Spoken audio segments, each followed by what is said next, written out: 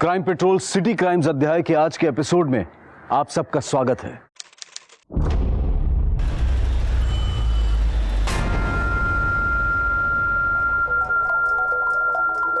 चलो बेटा जल्दी चलो, लेट नहीं जाना है स्कूल। क्यों नहीं जाना है? जाना है, चलो। नहीं जाना। नहीं, अच्छे बच्चे ऐसे नहीं बोलते, ठीक है? चलो। थोड़ा भी खाना बचा ना तो टीचर को फोन कर दूंगी। मुझे नहीं जाना। जाना है नहीं। और अच्छे बच्चे की तरह पढ़ाई करना, ठीक है?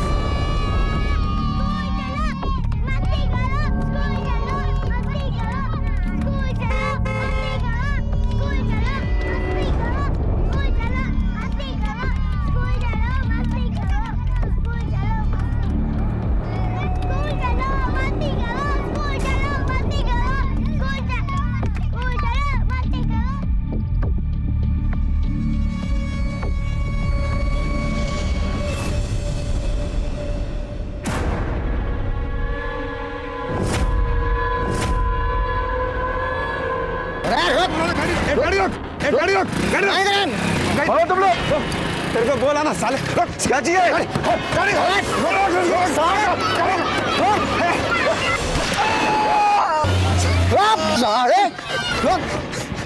अरे क्या कर दिया तूने? क्या कर दिया? साढ़े तक प्यार गई थी। रुक जा कोने माना। दिल्ली में स्वतंत्रता दिवस 15 अगस्त के आसपास सुरक्षा बेहद कड़ी होती है, लेकिन इसके बावजूद 14 अगस्त को दिन दहाड़े मासूम बच्चों की स्कूल वैन को रोका जाता है और ड्राइवर को गोली मारी जाती है। कौन थे ये गोली चलाने वाले और उन्होंने ड्राइवर पर गोली क्यों चलाई? क्या चाहते थे? सरेआम दिन दहाड़े हुई सनसनीखेज वारदात ने लोगों को दहशत के हवाले कर दिया था। अरे भाई साहब क्या हुआ? भाई साहब उठिए। अरे कोई एम्बुलेंस बुलाओ जल्दी। अरे भाई साहब क्या हुआ? कुछ तो बोलिए भाई साहब। अरे क्या हुआ? भीड़ क्यों लगा रखी है? अजी स्कूल ड्राइवर पे किसी ने गोली चला दी। किसने गोली चलाई? पता नहीं सर। तो बेहोश। चलो इसे उठाओ, गाड़ी में डालो, हॉस्पिटल लेके जाना पड़ेगा। जय हिंद जनाब, मैं दिलसाद गार्डन से बोल रहा हूँ। यहाँ पे एक स्कूल वैन के ड्राइवर को गोली मार दी गई है।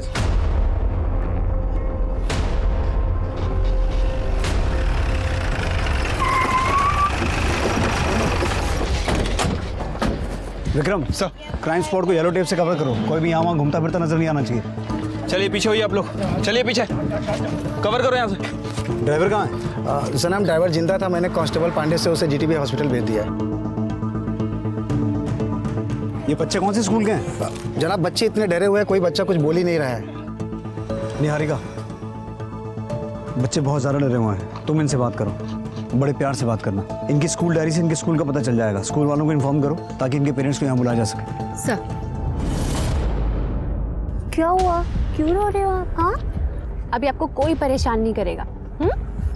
अच्छा ये बताओ, आपके स्कूल का नाम क्या है? आप बताओ। अच्छा आपके स्कूल की डायरी कहाँ पे है? बैग कहाँ है आपका?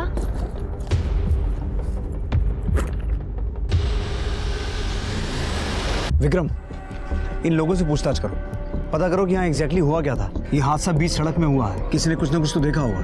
ठीक है सर। कहीं ये कोई आपसी रंजिश का मामला तो नहीं हो सकता? है लड़की या पैसे का चक्कर हो जिसके चलते ड्राइवर को गोली मारी गई हो। सर सब बच्चे आईजी स्कूल के हैं और डायरी से नंबर भी मिल गए। स्कूल वालों को इन्फॉर्म किया? Yes sir. सर पर बच्चों ने बताया कि इसमें से एक बच्चा गायब है। गायब है मतलब?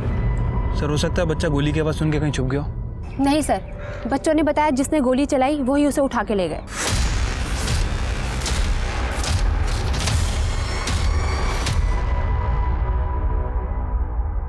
बेटा जिस बच्चे को यहाँ से लेके गए वो आपका दोस्त था? हाँ। क्या नाम था उसका? निहार। अच्छा ये बताओ कि निहार कौन सी क्लास में पढ़ता था? निहारिका, बच्चे पहले से बहुत डरे हुए हैं, हम इनसे इस तरह से पूछताछ नहीं कर सकते। बेटर यही होगा कि इनके पेरेंट्स को यहाँ आने दो, बच्चे भी थोड़ा कंफर्टेबल हो जाएंगे। मैं तब तक हॉस्पिटल जाता हूँ और उस ड्राइवर से ये पता करने की कोशिश करता हूँ कि यहाँ एग्जैक्टली हुआ क्या था। और ये जिस बच्चे की बात कर रहे हैं निहार, तुम स्कूल वालों से ये पता करो कि वो था कौन और रहता कहाँ था। सर।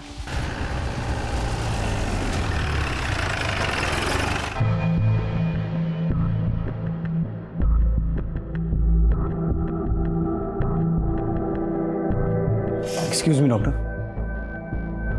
यस। कि बात करने की हालत में है? हाँ हाँ बिल्कुल होश में ही है वो। Thank you.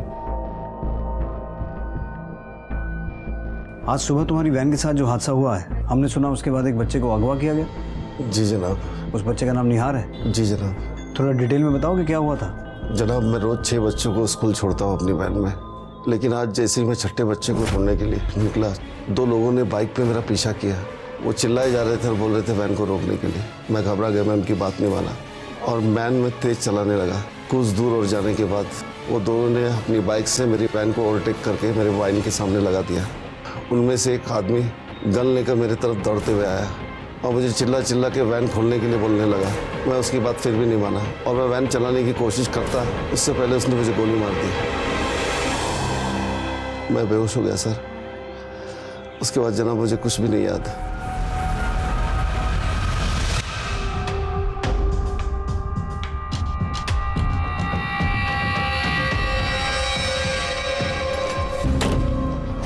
विक्रम, सर। बच्चे कहाँ हैं?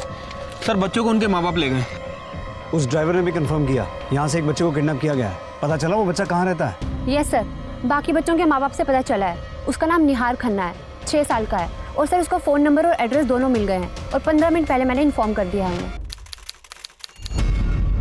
बिट्टू, वो ग्लास का पैकेट निकाल और टिश्यू निकाल, 5 पैकेट।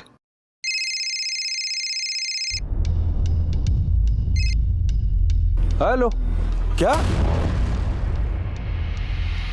कहाँ? वो किसने किया, क्यों किया? हेलो,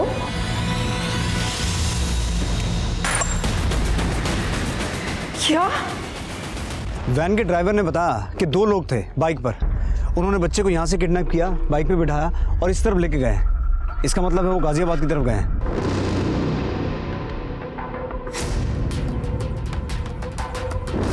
ये वैन जहाँ से चली वहाँ से लेकर यहाँ तक रास्ते में जितने भी सीसीटीवी हैं सबकी फुटेज निकलवाओ। सर मुझे नहीं लगता वो लोग यूपी बॉर्डर क्रॉस करेंगे, क्योंकि उन्हें अच्छी तरह पता है कि बॉर्डर पे चेकिंग होती है। इसलिए पॉसिबल है वो अंदर ही अंदर गलियों से गए हों ताकि पुलिस से टकराए ही नहीं।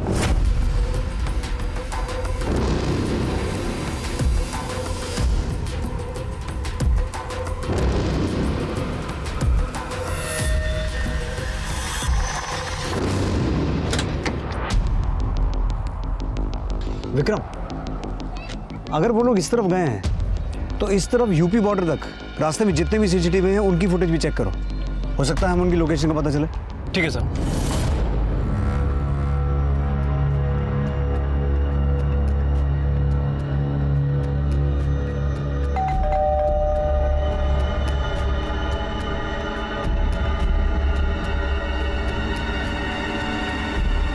आजो आजो, खोल लीजिए।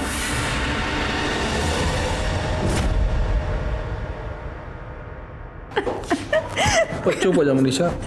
मेरा बच्चा। ठीक। सर आपको रब मेरा वास्ता है सर, मेरा बच्चा ढूंढ दीजिए, मेरा बच्चा ला दीजिए। बच्चा बहुत छोटा है, बहुत भोला है मेरा निहार, मेरा बच्चा ला दीजिए। हमने ऑलरेडी उसे ढूंढना शुरू कर दिया है और बहुत जल्द हम उसे ढूंढ लेंगे। आप लोग प्लीज कोऑपरेट कीजिए, हमें आपकी मदद चाहिए। जी मदद क्या, आप जो बोलो मैं सब कुछ करने को तैयार हूँ, बस हमें हमारा बच्चा वापस दिला दो। पैसे चाहिए ना उसे, पैसे चाहिए, मैं पैसे देने को तैयार हूँ। ऐसी गलती कभी मत करना और दोबारा ये बात अपने मुंह से निकालना भी मत। बैठिए। ठीक है, जैसा आप बोलो वैसे कर लेंगे। अगर आसपास किसी ने ये बात सुन भी ली तो वो पैसों के लिए इस बात का फायदा उठा सकता है। और एक बात, आप लोग मीडिया के सामने अभी कुछ भी नहीं कहेंगे। ठीक है, जैसा आप बोलो। आपको किसी पे शक है, कोई लड़ाई झगड़ा दुश्मनी? और जी यहाँ मरने की फुर्सत नहीं है, लड़ाई झगड़ा दुश्मनी किससे करेंगे? छोटी सी एक दुकान है, सुबह से शाम हो जाती है वहाँ पर, तो ग्राहकों से भी अच्छा व्यवहार करते हैं। शक करें भी तो किस पे करें? अगर झगड़ा या दुश्मनी नहीं है तो फिर फिरौती का कॉल आ सकता है। और किडनैपर्स तक पहुंचने के लिए हमें आपके कॉल ट्रेस करने पड़ेंगे। आप ये फॉर्म साइन कर दीजिए। क्या है जी? ये कंसेंट फॉर्म है। इसका मतलब ये है कि हम आपकी परमिशन से आपके कॉल ट्रेस करेंगे।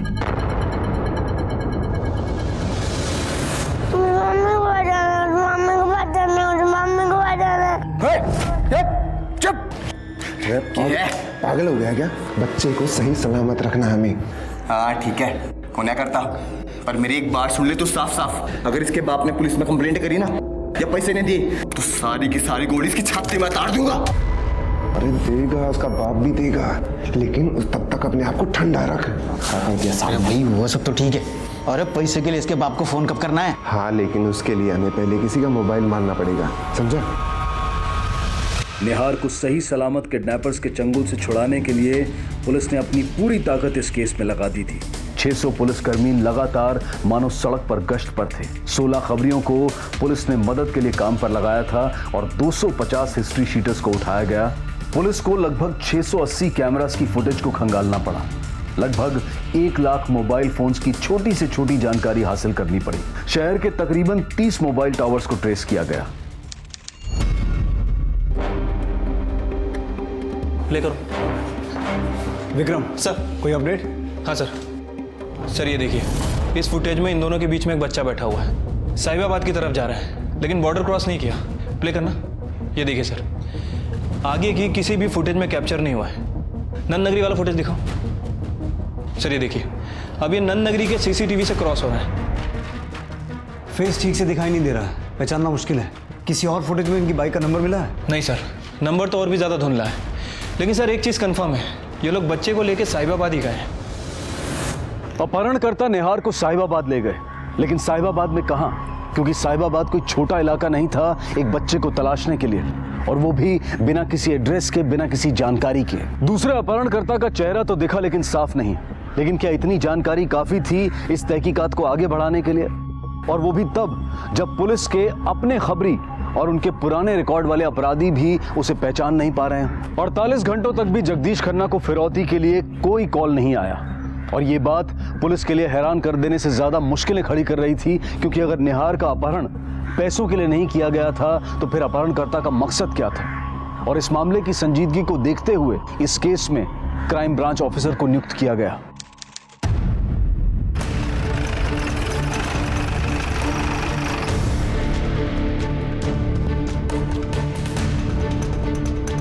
जैन सर। जैन सर। जय। आइए। कश्यप, निहार खन्ना की केस की पूरी डिटेल मुझे चाहिए होगी, जितनी जल्दी हो सके अरेंज करो। पापा पास जाना, मुझे पापा पास जाना, पापा पास जाना। पापा के पास जाना है ना बेटा? है? निहार बेटा, हम तुम्हारा एक अच्छा सा मैसेज रिकॉर्ड करेंगे तुम्हारे पापा के लिए। मैसेज करेंगे तो पापा आ जाएंगे? अरे सवाल जवाब मत ना करे, जो बोल रहे ना चुपचाप सुन, ठाके नीचे फेंक दूंगा। वही सुन, 2 मिनट शांत नहीं बैठ सकता ना? मैं बात कर रहा हूँ। बेटा, पापा के पास जाने के लिए हमें एक अच्छा सा मैसेज रिकॉर्ड करना पड़ेगा ना, है? तभी पापा आएंगे। है? करें? पापा को क्या बोलोगे? पापा को बोलेंगे पापा आई लव यू। क्या बोलेंगे? पापा I love you. Very good. अभी हम मैसेज रिकॉर्ड करेंगे। क्या बोलोगे? पापा I love you. Very good. 1 second. Yes बेटा, बोलिए। पापा आई लव यू।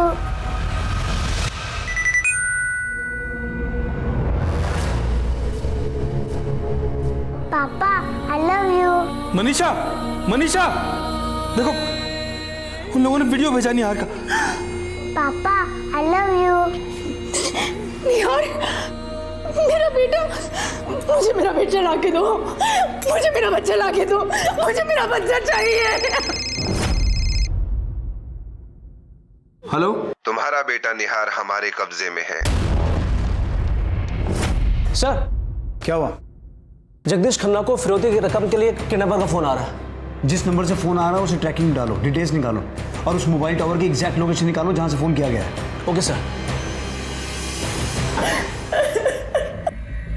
सर ये देखिए, इस वीडियो के 2 मिनट बाद ही किडनैपर ने रैंसम कॉल किया था। पापा आई लव यू। और फिरौती में 60 लाख रुपए मांगे हैं और पैसे रिवर मॉल के पास लाने के लिए कहा है, पर कब वो नहीं बताया। 60 लाख की बात है ना, हो जाएगा। मैं पैसे देने को तैयार हूँ, मैं बस बच्चा मिलना चाहिए मेरा। इतना कैश है आपके पास? हाँ सर जी है, 57 लाख रुपए मेरे पास पड़े हुए हैं। बस 3 लाख का इंतजाम करना है, वो मैं दोस्तों से रिश्तेदारों से अरेंज कर लूँगा। पैसे की दिक्कत नहीं है, बस मेरा बच्चा वापस आना चाहिए। आप ऐसा कुछ नहीं करेंगे, आपका बच्चा सही सलामत वापस आ जाएगा। आप हम पर भरोसा रखिए। ये किडनैपर की कॉल रिकॉर्ड हुई। तुम्हारा बेटा निहार हमारे कब्जे में है। चाहते हो कि वो तुम्हारे पास सही सलामत पहुंचे तो 60 लाख का इंतजाम करो और पैसा के मॉल प्लाजा में ले आना। कब लाना है अगली बार बताऊंगा। और हाँ, पुलिस से दूर रहना। पुलिस से नजदीकी बढ़ाई तो बच्चे से दूर हो जाओगे। सर, जिस नंबर से कॉल आया था वो ट्रेस हो गया है, किसी जतिन अग्रवाल का है। सर, नन नगरी में उसकी दुकान है, लेकिन कॉल विश्वास नगर से आया था।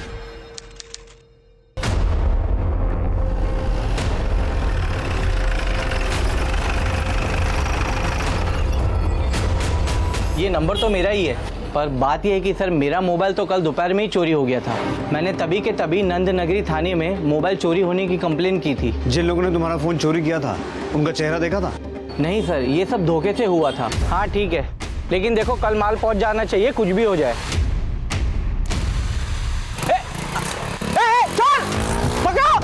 उसमें से एक जन ने हेलमेट पहन रखा था और दूसरे वाले का मुंह रुमाल से ढका हुआ था, इसलिए मैं उनका चेहरा नहीं देख सका। सर, किडनैपर ने जिस नंबर से कॉल किया था वो नंबर चोरी का है। काफी सेफ गेम खेल रहे हैं ये लोग। अच्छी ट्रिक है, ज्यादा लंबा चल नहीं पाएगी। कश्यप इधर आओ। ये देखो कश्यप, निहार को किडनैपर्स ने दिलशाद गार्डन से उठाया और फिर ये रूट लेकर निहार को साहिबाबाद की तरफ ले गए। रैंसम के लिए कॉल आया ये विश्वास नगर से और पैसे मंगवाए के प्लाजा मॉल में। यानी कि टोटल 4 एरियाज शामिल हैं। कश्यप एक काम करो, इन चारों एरियाज के खबरियों को अलर्ट कर दो। उनसे कहो कि वो ये पता लगाएं कि कौन कौन सा हिस्ट्री शीटर पिछले 3-4 दिनों से गायब है। और सबसे जरूरी बात, मीडिया में निहार की किडनैपिंग की खबर लीक बिल्कुल भी नहीं होनी चाहिए। मीडिया को सिर्फ इतना बताओ कि दिलशाद गार्डन में स्कूल की वैन के ड्राइवर के ऊपर जो गोली चलाई गई थी उस पर जांच चल रही है। सर,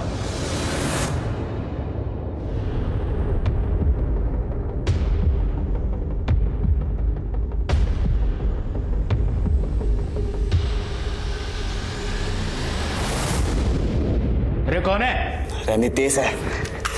साला ये भी ना लेट आता है। तावड़ी अंदर जल्दी आ के मार देगा थी। ये लो जल्दी खाना खाओ।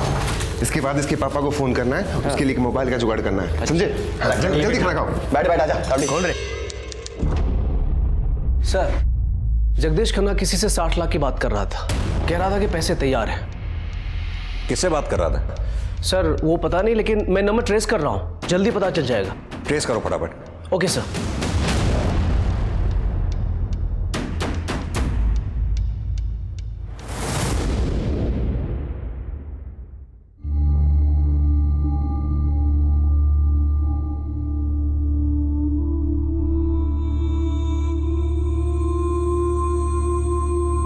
देख, तू टेंशन ना ले, रो मत। ये पैसे उनके मुंह पे मार के निहार को लेकर आऊंगा।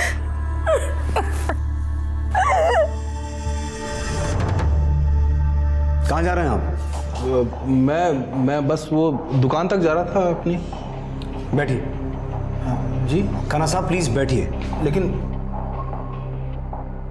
आज आपने किसी से फोन पे 60 लाख फिरौती के बारे में बात की, किससे बात की? नहीं, मैंने तो किसी से बात नहीं की और वो किडनैपर का तो कोई फोन भी नहीं आया। खन्ना साहब आप भूल रहे हैं, मैं आपको याद दिला दूं, हम लोग आपके फोन ट्रेस कर रहे हैं आपकी परमिशन से। आज आपने फोन पे किसी से ये बात की कि 60 लाख रुपए तैयार है, किससे बात की? हो गया जी, सब ठीक है ना? हाँ सब ठीक है, वो कुछ सवाल करने थे इनको, पूछताछ। हाँ जी, वो फोन की बात, वो तो मैं मनीषा के भाई से बात कर रहा था। वो बताया था ना मैंने आपको कि 57 लाख मेरे पास है तैयार, तो मनीषा का भाई वो बाकी के 3 लाख अरेंज करके मुझे दे रहा था। आपको विश्वास नहीं, आप देख लो, इन नंबर देखो, उसी का नंबर है, आप चाहो तो चेक कर सकते हो। देखो सर जी, हमें आप पे पूरा भरोसा है कि आप निहार को सही सलामत हमारे पास वापस ले आएंगे, लेकिन क्या करूं सर जी, बाप चिंता तो होती है ना। अब कल को कुछ ऊंच नीच हो गई तो 60 लाख तो तैयार होने चाहिए ना। आप बार बार ये बात कह रहे हैं कि आपके घर में 57 लाख रुपए कैश रखा हुआ है। इतना पैसा आया कहाँ से आपके पास? सब वाइट का है जी, अभी पिछले दिनों मैंने अपनी एक ज़मीन बेची थी, उसी का पैसा है। आपके अलावा ये बात और कितने लोग जानते हैं कि आपने 57 लाख रुपए में ज़मीन बेची है? ओ भाई साहब, असली ज़मीन की वैल्यू तो जी 52 लाख थी, 52 लाख, और मैंने 57 लाख में बेच दी उसे। वो भी कैश डील भाई साहब, कैश, समझे? आपने अपनी दुकान में 10 लोगों के सामने ये बात कही कि आपको 57 लाख रुपए कैश मिल रहा है। तो जी इसमें छुपाने वाली की गल है? हमारे धंधे में तो सब कुछ खुल्लम खुल्ला ही होता है। देख लिया, मैंने 1000 बार इनको समझाया है कि पैसे की बातें सबके सामने मत किया करो, पर इनका कहना है कि पैसे की बात करनी चाहिए और सबके सामने करनी चाहिए, बड़ा चढ़ा के। देख लिया, तुम्हारे इस बड़बोलेपन ने आज हमारे बच्चे को किस मुसीबत में डाल दिया। वैसे खन्ना साहब काम क्या करते हैं आप? जी हमारा तो डिस्पोजेबल आइटम्स का एक दुकान है छोटी सी, वो होता ना जी, पेपर प्लेट, प्लास्टिक ग्लास, कांटे, चम्मच, यही सब होलसेल में बेचते हैं हम तो। दिल्ली के सारे ढाबे, खाने वाले, जूस वाले सब हमारे यहाँ से ही माल उठाते हैं जी। आपकी दुकान में सीसीटीवी है? नहीं जी, वो तो नहीं है।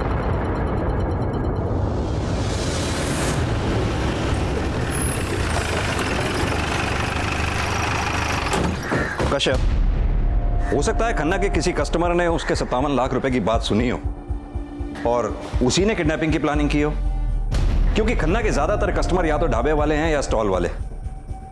अगर उनमें से किसी ने किडनैपिंग की प्लानिंग की है तो पॉसिबल है कि उनका ढाबा या स्टॉल किडनैपिंग के बाद से लगातार बंद हो। विक्रम, अपने खबरियों को अलर्ट करो, उनसे यह पता लगाने को कहो कि अपने एरिया में पता करें कौन सा ढाबा या स्टॉल पिछले कई दिनों से लगातार बंद है। तब तक हम रैंसम कॉल पे नजर रखते हैं, देखते हैं अगला कॉल कब आता है, पैसे कब मांगे जाते हैं। देखो बेटा, मैं तुम्हारे लिए कितनी सारी चीजें लाया हूँ खाने की, बर्गर, पिज्जा। मुझे कुछ नहीं खाना। बेटा तुम खाओगे तभी तो तुम्हारा वीडियो बनाकर तुम्हारे पापा के पास भेजेंगे। मम्मी पापा के पास जाना है। जाना है ना, तो खाना पड़ेगा। मुझे कुछ नहीं खाना।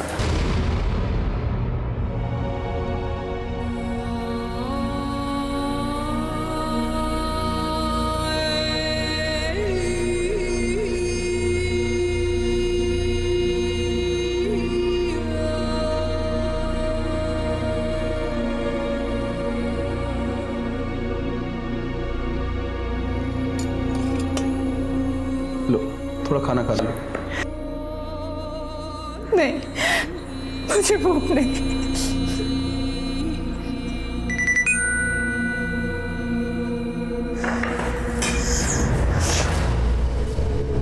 पापा, ये लोग मुझे बहुत ध्यान रखे, पिज्जा बर्गर भी खिलाते हैं। पापा जल्दी यहाँ से मुझे लेके जाओ। आई लव यू पापा। मेरा बच्चा मुझे ला दो। देखिए, किडनैपर का वीडियो आया है, इसका मतलब वो कॉल कभी भी कर सकता है। 1 मिनट। हेलो। देखा कितना ध्यान रख रहे हैं हम तुम्हारे बच्चे का। अब तो तुम्हें भी हमारा ध्यान रखना चाहिए, पैसे दे देने चाहिए ना। तो हो गए होंगे तुम्हारे पूरे 60 लाख तैयार है?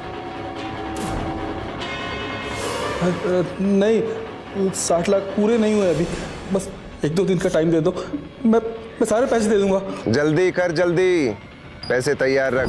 बच्चा नहीं चाहिए क्या? अगली बार फोन करूंगा ये मॉल पर आने के लिए। अगर पैसे का इंतजाम नहीं हो पाया तो फिर अपने बच्चे को भूल जाइए बेटा। सर, निहार का ये वीडियो और रैंसम कॉल दोनों ही विश्वास नगर से आए थे, लेकिन सर इस बार भी उन्होंने दूसरे नंबर से कॉल किया था। नंबर चोरी का है। मुझे निहार का वो वीडियो दिखाओ जो किडनैपर्स ने अभी भेजा है। ठीक है, वीडियो प्ले करो। Okay sir. पापा, ये लोग मुझे बहुत ध्यान रखे, पिज्जा बर्गर भी खिलाते हैं। पापा जल्दी यहाँ से मुझे लेके जाओ। आई लव यू पापा। पॉज। ये किडनैपर ने कैमरा स्टॉप करते समय कैमरा गलती से घुमा दिया है, जिससे फ्लैट का ये बाकी हिस्सा दिखाई दे रहा है। हो सकता है इससे हमें कुछ हाथ लगे। इस वीडियो के लास्ट फ्रेम का मुझे प्रिंट चाहिए। प्रिंट करो। कश्यप, अब तक किडनैपर ने जितने भी कॉल किए विश्वास नगर से किए हैं। कॉल करने के बाद मोबाइल फोन उसके फोन की लोकेशन साहिबाबाद की दिखाता है, यानी कि उसने जब रैंसम कॉल करनी होती है तो वो विश्वास नगर आता है, उसके बाद फिर वो वापस साहिबाबाद चला जाता है। किडनैपर फोन जरूर अलग अलग जगह से चोरी कर रहा है, लेकिन उसका फाइनल बेस साहिबाबाद ही है। सर, ये रहे उस वीडियो के स्क्रीनशॉट का प्रिंट। कश्यप, एक बात तो तय है कि किडनैपर ने निहार को साहिबाबाद में ही कहीं छुपाया हुआ है। पता ये लगवाओ कि साहिबाबाद की कौन सी बिल्डिंग का इंटीरियर स्ट्रक्चर इससे मैच खाता है। लेकिन सर साहिबाबाद तो यूपी में है। तो क्या हुआ, अब से हम सब सिविल ड्रेस में रहेंगे और इस ऑपरेशन का नाम होगा ऑपरेशन के। इस बिल्डिंग में जो फ्लैट हैं उनमें ऐसे दरवाजे, ऐसे पैसेज वगैरह हैं क्या? ध्यान से देखो। नहीं है सर। पक्का? नहीं है। साहिबाबाद में पुलिस दर दर भटकी कि कहीं से उस दरवाजे और पैसेज की पहचान मिले, लेकिन ये काम आसान नहीं था क्योंकि साहिबाबाद में एक नहीं हजारों फ्लैट्स और सोसाइटीज थी और वक्त बहुत कम था। क्या पुलिस उस घर की पहचान कर सही वक्त पर निहार को रिहा करवा पाएगी या फिर कोई दूसरा ही रास्ता चुनना पड़ेगा? और इस सारी जद्दोजहद के बीच पुलिस को उनके खबरी द्वारा एक ऐसी जानकारी मिली जिसके लिए मानो वो पलकें बिछाए बैठे थे। आइए सर, आपने बोला था कि बंद ढाबे और स्टॉल के बारे में इंक्वायरी करने के लिए। सर यही वो ढाबा है जिसके लिए मैंने आपको फ़ोन किया था। ये ढाबा 8-10 दिन से बंद है सर। किसका ढाबा ये? किसी नितेश नाम के आदमी का। 8.5 दिन निकल गई मक्खी मारते मारते और उस खन्ने के पास ना 60 लाख का इंतजाम ना होया अभी तक। अबे तू 60 लाख की तो ऐसी बात कर रहा है जैसे 60 रुपए की बात हो है? रकम होती है बेटा, 60 लाख रुपए रकम, समझा? अच्छा एक बात बता, तने कही थी कि उसके पास 57 लाख रुपए हैं और 3 का इंतजाम करेगा। देख सच्ची सच्ची बोल, 57 की कोई डील हुई भी थी कि यूं ही चला रहा है? यार मेरे सामने बात हुई थी, मैं अपने ढाबे के लिए सामान लेने गया था उसकी दुकान पर, तब बात कर रहा था वो। ओ भाई साहब, असली जमीन की वैल्यू तो जी 52 लाख थी, 52 लाख, और मैंने 57 लाख में बेच दी उसे। वो भी कैश डील भाई साहब, कैश। और मैं तो 57 क्या, वो खोदता तो 60 में भी ले लेता। अरे यार मैंने अपने कानों से सुना है 57 लाख कैश आया है।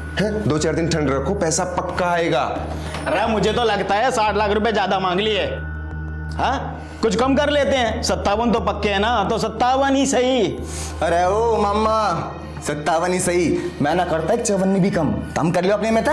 आए बड़े कम करते हैं। देख मेरे 60 लाख बना, मैं पूरा 60 लाख लूंगा, सुन क्या? कम करते हैं, मिलेंगे तब ना। अंकल जो से सुसुलोगे ना, आजा बाहर आजा, कान में मुंह ले मेरे। सुसुलोगी, इस बीमारी को झेलने के ना 20 लाख और मिलने चाहिए। तेरे को बाथरूम नहीं पता क्या? मैं आता हूँ, तेरे को गोद में उठा के मुंह तुबाता हूँ, रुक। ओ नितेश मेरी बात साफ साफ सुन ले, तेरे कहते ही 2-3 दिन हो रुकूंगा, फिर मेरी हो जाएगी बस। फिर इस चुज्जे ना बीमारी ना मैं जानता मार दूंगा। तेरे को बाथरूम नहीं मालूम है? नहीं मालूम बाथरूम ये क्या है? बाथरूम दिखता नहीं है? जा।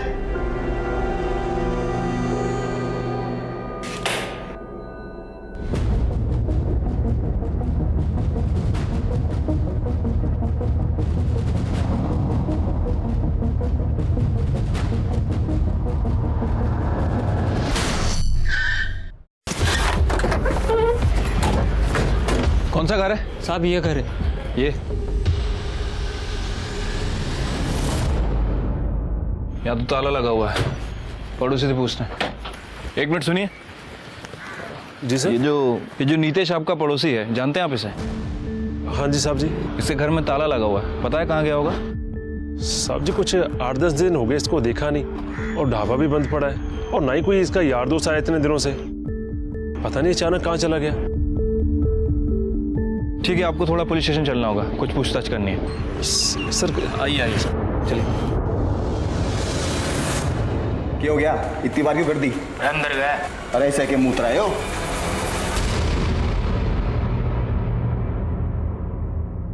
अरे तेरी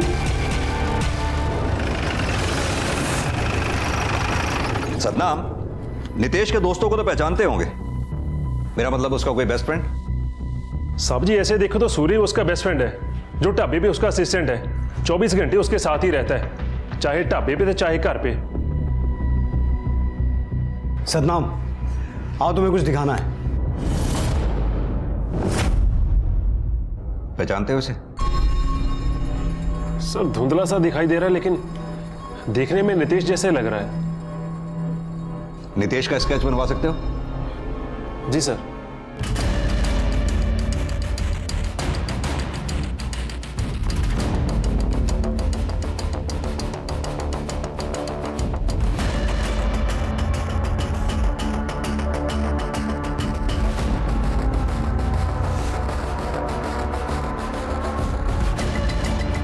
यही है? हाँ जी साहब जी, यही है नितेश साहब जी। अब तो स्केच भी बन गया, अब मैं जा सकता हूँ? सॉरी सतनाम, अभी नहीं जा सकते। पर सर जी क्यों, मैंने क्या किया? घबराओ मत, तुम तो हमारे दोस्त हो, हमारी हेल्प कर रहे हो। हम तुम्हें मेहमान बना के यहाँ रखेंगे, वो भी बस तब तक जब तक ये नितेश पकड़ा नहीं जाता। पर सर जी ये नितेश का। सतनाम जी समझो बात को, हम इस न्यूज़ को बाहर नहीं जाने दे सकते। आपके कपड़े लत्ते आपके घर से मंगवा देंगे, और रही खाने पीने की बात, वो हमारे खर्चे पे होगी ना। मजे करो मजे। आइए चलिए। सर इसे पहचानते हैं आप? ये तो जी मेरा ग्राहक है, मान लेता मेरे यहाँ से। क्या नितेश टाइप कुछ नाम है इसका? नितेश वर्मा। तो क्या इसने मेरे बेटे निहार को किडनैप किया है? शायद, लेकिन ये बात अभी 100% कंफर्म नहीं है। निहार किडनैपिंग केस शायद पहला ऐसा केस था जिसमें सुराग एक नहीं कई मिले थे, लेकिन फिर भी मंजिल बहुत दूर थी, क्योंकि पुलिस को अब भी ये पता नहीं था कि साहिबाबाद में निहार को किस जगह रखा गया है। बल्कि पुलिस को यह भी नहीं पता था कि अपहरणकर्ता 2 नहीं 3 हैं। बहुत ही असहाय और अजीब सी स्थिति थी, क्योंकि इस जानकारी के बाद भी कि अपहरणकर्ता मोबाइल फोन चुराकर विश्वासनगर से रैंसम कॉल करते हैं और निहार साहिबाबाद में ही कहीं है, और ये जानकारी उन्हें मोबाइल ट्रेसिंग से हासिल हो रही थी। लेकिन ये जानकारियां मानो बेकार थी, क्योंकि तकरीबन 300 पुलिस वाले दिन रात विश्वासनगर में सादे कपड़ों में गश्त लगा रहे थे और उन्हें कोई कामयाबी नहीं मिली थी। और तभी 10वें दिन जगदीश खन्ना को फिरौती के लिए एक और फोन आया, जो एक अंतिम भयानक दस्तक लिए हुए था। बहुत देख लिया तेरा 1 दिन 2 दिन, शराफत का ज्यादा फायदा मत उठा खन्ना। अब तेरे लिए आखिरी 2 दिन है, या तो पैसे का इंतजाम कर या फिर बेटे को भूल जा।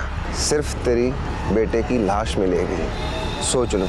नहीं देखो, मैं तुम्हारे पैर पड़ता हूँ, मेरे बेटे को कुछ मत करना। सारे पैसों का इंतजाम हो गया है, पर 1 लाख की कमी बची है। मैं जल्दी कर लूंगा। हाँ लेकिन हेलो, देखो तो मेरा आपका वास्ता, मेरे बच्चे को कुछ मत करना मेरे बच्चे को। 2 दिन, बस आखिरी 2 दिन है खन्ना तेरे पास। पैसे दिए तो ठीक, वरना नहीं। सर ये कॉल भी उसी नंबर से आया जिससे पहले वाला आया था। यानी कि इस बार वो फोन नहीं चुरा पाए। ये नंबर ट्रेस करो, कहां से आया ये? सर ये देखिए सर, इस कॉल के बाद भी कॉल साहिबाबाद की तरफ ट्रेवल कर रहा है। कश्यप, हमें जो भी करना है बहुत जल्दी करना होगा, क्योंकि मुझे नहीं लगता किडनैपर अब 2 दिन के बाद कोई ज्यादा समय देगा। सर मुझे ऐसा लगता है कि हमें यूपी पुलिस की हेल्प लेनी चाहिए, साहिबाबाद में छापा मारना चाहिए, चाहे हमें हर एक घर छाना पड़े। नहीं कश्यप, हम ऐसा बिल्कुल कुछ नहीं करेंगे, क्योंकि अगर हमने ऐसा किया तो खबर फैल सकती है। हो सकता है किडनैपर्स खुद को बचाने के लिए निहार को मार दें। ये रिस्क हम नहीं ले सकते। यार इसे तो बहुत तेज बुखार हुआ है। अरे एक तो पैसे ना मिल रहे, बुखार हमें चढ़ना चाहिए, उल्टा इसके बुखार चढ़ रहा है। सर मैंने विक्रम से कहा है यूपी पुलिस से कांस्टेंट टच में रहे, और जो भी कोई इन्फॉर्मेशन मिले हमें अपडेट। साहब जी मुझे जरा आपसे बात करनी थी। हाँ जी बोलिए। सर हमारे यहाँ पे जरा शादी है, मेरा वहाँ पे जाना बड़ा जरूरी है। बस जी 2 घंटे में वापस आ जाऊँगा। देखो सतनाम जी, 2 घंटे क्या 2 मिनट के लिए भी आप पुलिस स्टेशन से बाहर नहीं जा सकते। साहब जी प्लीज मान जाओ, मैं वहाँ से सीधा इधर आ जाऊँगा। शादी है किसकी? साहब जी कहने को तो हमारे पड़ोसी हैं, लेकिन मेरी माँ उसे सकी बेटी की तरह मानती है। बस जी उसी की शादी है जी। तुम्हारे पड़ोसी हैं मतलब नितेश के भी पड़ोसी होंगे? फिर तो उन्होंने नितेश को भी बुलाया होगा। हाँ जी साहब जी, उन्हें तो जरूर बुलाया होगा। नितेश उसे सकी बहन की तरह मानता है। सर वो वहाँ पे पक्का आएगा। शादी है कहाँ पे? मैं शादी में जा रहा हूँ, वहाँ से आते हुए दवाई और तुम लोगों के लिए खाना लेके आऊँगा, ठीक है? तुम लोग चिंता मत करो। और सुन, तू मेरे साथ। अरे क्या हो गया?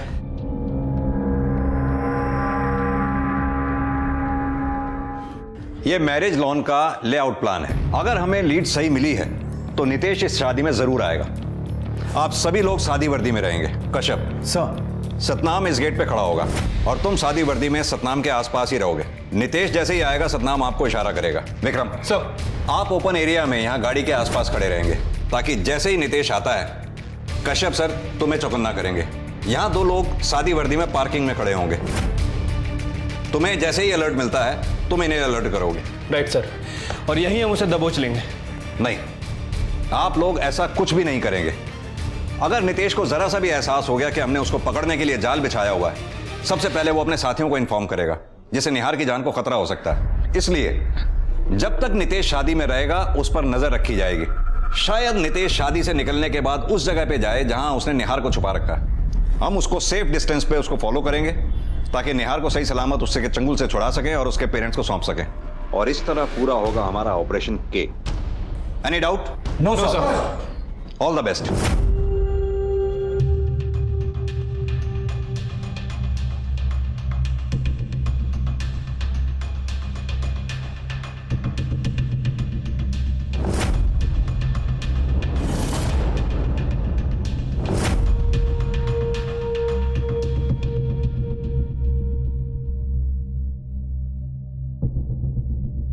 ताऊ जी नमस्ते, ताई जी नमस्ते।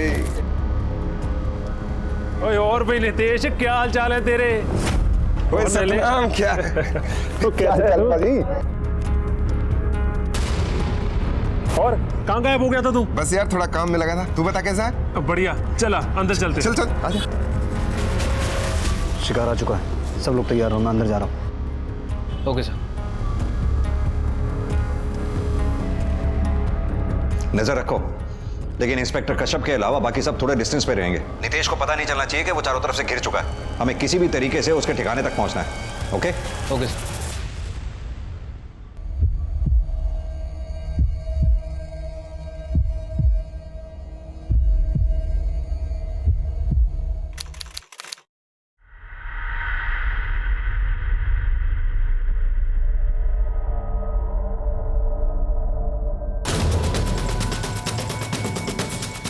Target moving out, everyone on alert, be ready. Okay sir. Target आ चुका है, तुम लोग अलर्ट रहो।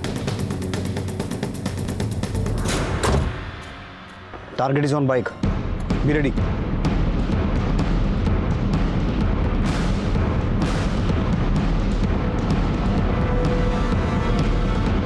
चल चल चल।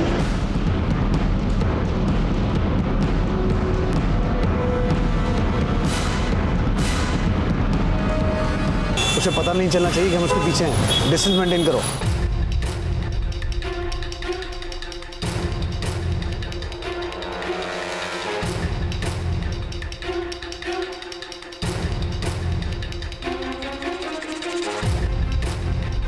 वेट, उसकी बाइक स्लो हो रही है, शायद रुक रहा है वो कहीं। रुको।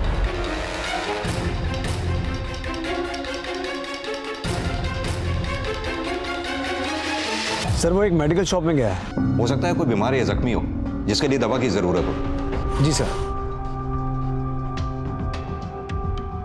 B ready boys. आ गया सर, चलो।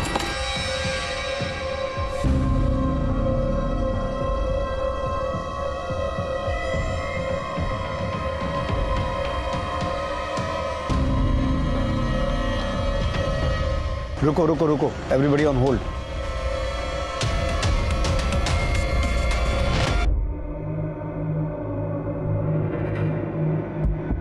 सर वो एक रेस्टोरेंट में जा रहा है। तुम लोग उसका वेट करो। Everybody wait for him, wait for him.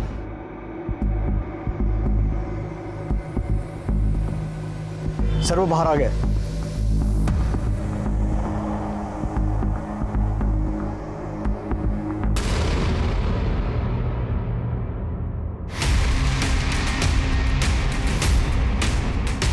ध्यान रखो, उसे शक नहीं होना चाहिए, उसे हम पर शक नहीं होना चाहिए।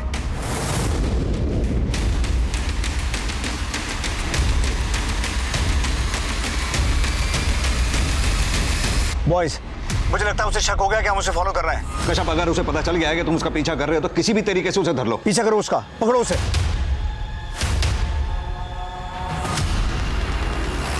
ठिकाने तक किसी भी हालत तक नहीं पहुंचना चाहिए। बच्चे की जान को खतरा हो सकता है। हमारा सारा प्लान चौपट हो जाएगा। नजर रखो उस पर, वो अपने साथियों तक नहीं पहुंचना चाहिए।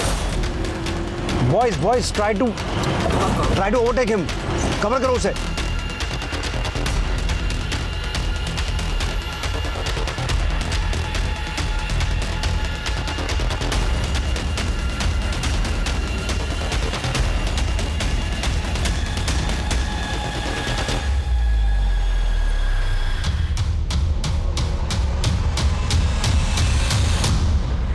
विक्रम, बाजू पकड़ो। इतनी जल्दी क्या है विदाई, तेरे लिए पूरी बारात लेके आए। निहार कहाँ? बोल। बोल बोल बोलता बोलता साहब बोलता।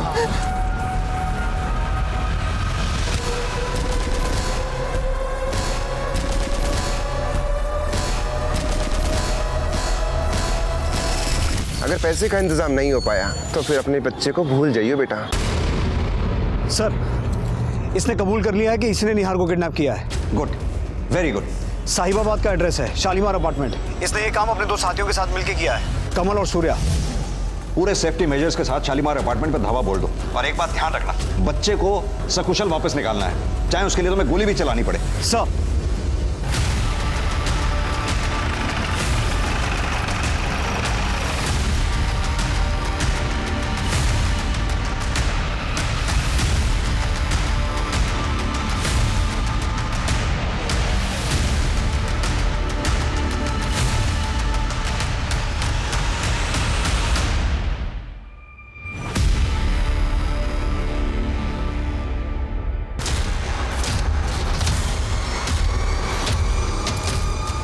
कौन सा flat? Yes boys, ready? Take positions. सुन, जैसा बोला था वैसे ही करना। कुछ भी चालाकी की और अगर बच्चे को कुछ भी हुआ तो सबसे पहली गोली तुझे मारूंगा। चल।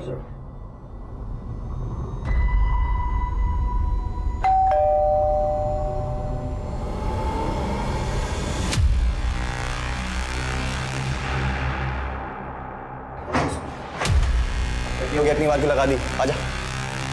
अरे बहरा हो गया कि चाल अंदर ही वो? अरे क्या हो गया? अरे सूर्या बात! अंकल जी मत मारो, अंकल जी मत मारो, अंकल जी मत मारो। बेटा, हम तुम्हें मारने नहीं, तुम्हें बचाने आए हैं यहाँ। मैं आपके पापा का दोस्त हूँ। आपके पापा ने मुझे यहाँ भेजा है तुम्हें लेके आने के लिए। चले तुम्हारे पापा के पास? चलो आजा। विक्रम, एम्बुलेंस बुलाओ। आखिरकार पुलिस और क्राइम ब्रांच ने अपनी साख बचा ली। निहार के अपहरण के 12वें दिन उन्होंने अपनी सूझबूझ और बहादुरी से निहार को सही सलामत अपहरणकर्ताओं से मुक्त करवा लिया। इस लक्ष्य की प्राप्ति के लिए उन्हें गोलियां भी चलानी पड़ी, जिसमें पीठ पर गोली लगने की वजह से कमल की मौके वारदात पर मौत हो गई और सूर्या जख्मी हो गया। एक पुलिस वाले को भी गोली लगी, लेकिन बुलेट प्रूफ जैकेट की वजह से उसे कोई नुकसान नहीं पहुंचा और निहार को सही सलामत उसके माता पिता को सौंपकर पुलिस ने अपना फर्ज अदा किया। नितेश को अपहरण और अपहरण की साजिश के लिए गिरफ्तार किया गया और सूर्या को अपहरण में भागीदार, साजिश और पुलिस पर गोलियां चलाने के जुर्म में गिरफ्तार किया गया और दोनों पर यह मामला इस वक्त कोर्ट में पेंडिंग है। और अब 19 मार्च से क्राइम पेट्रोल डायल 100 देखिए रात 11:30 बजे। अब मैं अनूप सोनी आपसे विदा लेता हूं। फिर मुलाकात होगी अगले एपिसोड में एक और चौंका देने वाले केस के साथ।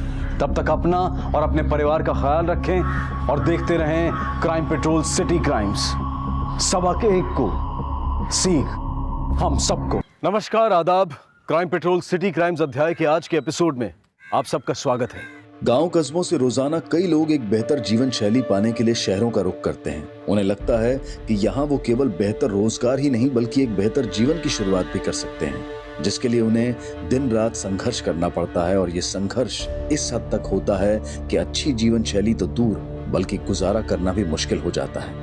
और यही संघर्ष कई बार कई तरह के अपराधों को जन्म देता है।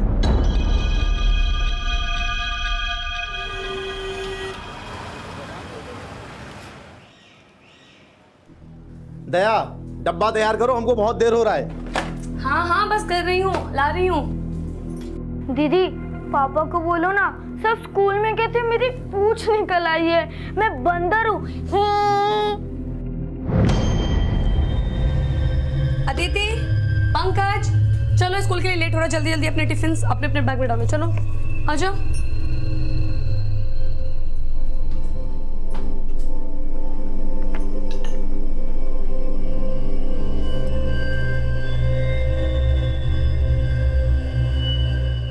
पापा वो। हाँ बेटा बोलो, क्या बात है?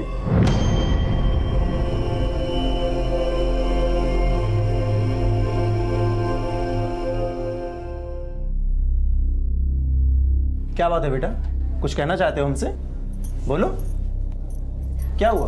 अरे इसका एग्जाम आ रहा है ना, तो इसीलिए परेशान हो रही है। हम बोले ना बेटा कि तुम अच्छे नंबर से पास करोगी, फिर क्यों इतना टेंशन ले रही हो? मम्मी मुझे भी। तुमको भी। अच्छा सुनिए, हम आपका टिफिन बांध के वहाँ रख दिए हैं, हम इनको स्कूल छोड़ के आते हैं। हाँ ठीक। चलो।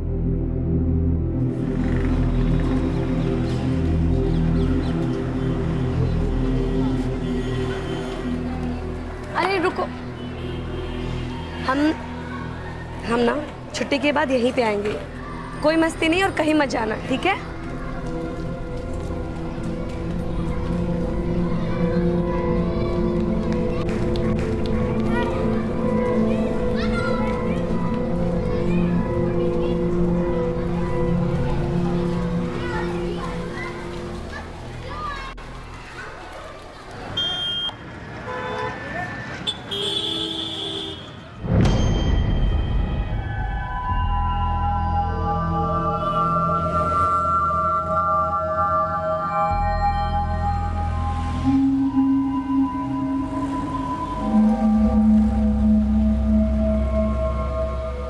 अंकल एक आइसक्रीम देना।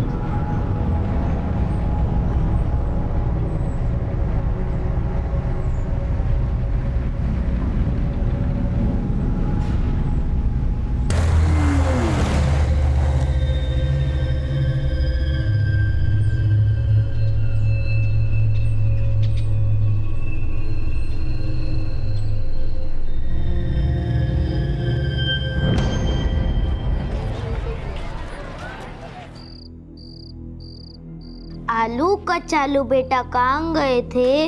बंदर की झोपड़ी में सो रहे थे। आलू कचालू बेटा कहाँ गए थे? दीदी मम्मी को बता दूं, आज आप सुबह में स्कूल के बाहर गए थे।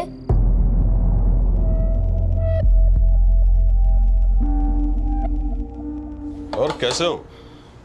बढ़िया है। क्या निरंजन, ऐसे कब तक घिसते रहेगा? सुबह नौकरी करता है, शाम को नौकरी करता है। अरे ऐसे काम करेगा बीमार पड़ जाएगा। हमें घर में खाली बैठने की आदत नहीं है। और तुम्हारा क्या है? तुम्हारा तो यहाँ घर है, तुम्हारी बीवी कमाती है, हमको अपने बीवी बच्चे सबका देखभाल करना पड़ता है। दिल्ली में हमको फ्लैट खरीदना है अपना। क्या हुआ? तू ऐसी चिंदी चिंदी नौकरियां कर कर दिल्ली में फ्लैट खरीदेगा?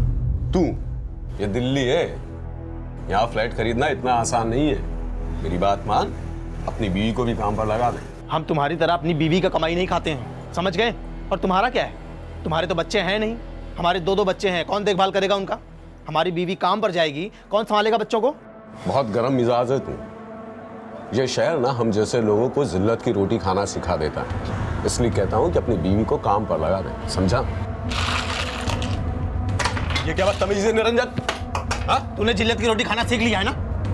अब ज्यादा चपड़ चपड़ करेगा ना तो इससे भी बुरा हाल करूंगा, समझ गया? अपना काम कर।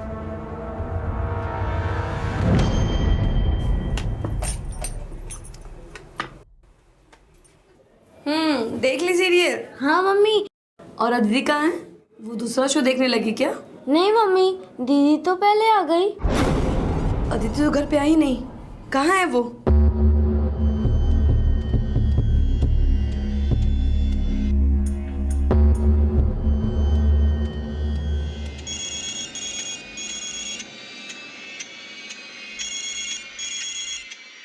हाँ दया बोलो। सुनिए जी, अदिति कहीं नहीं मिल रही है। क्या? वो श्रीधर के घर में टीवी देखने गई थी, पंकज लौट के आया लेकिन अदिति नहीं आई और श्रीधर भी घर पे नहीं है। अरे आस पड़ोस में पता करो, किसी और के घर में गई होगी। तुम पता करो, मैं यहाँ पर काम खत्म करके जल्दी आने की कोशिश करता हूँ, ठीक है?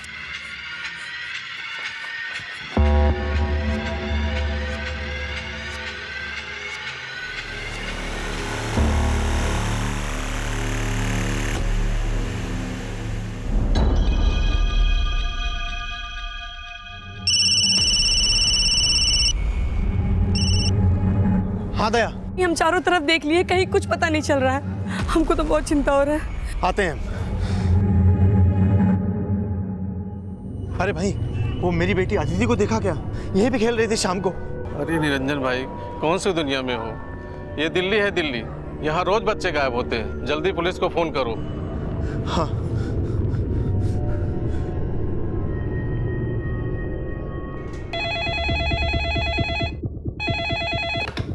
Hello, control room.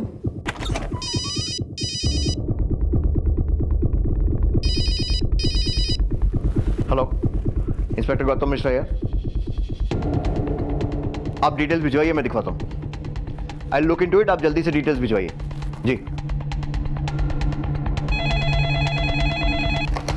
हेलो। हाँ नवीन।